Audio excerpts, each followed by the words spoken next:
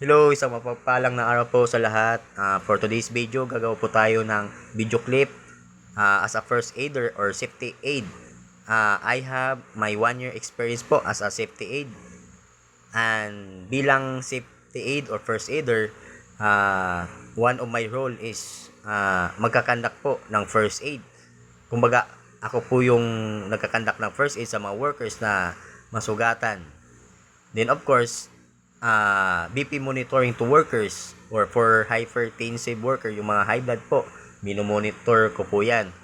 At the same time, yan, nakikita nyo po sa photos na nilagay po natin, yan, nagkakandak po tayo ng toolbox meeting about or regarding naman po sa health. Yan, nagpapakyut po tayo dyan. Kumbaga, bilang isang safety aid o first aider, kami po yung frontliner po about sa health sa mga workers. Then may free training din po kami dyan about refreshness for safety aid or first aider.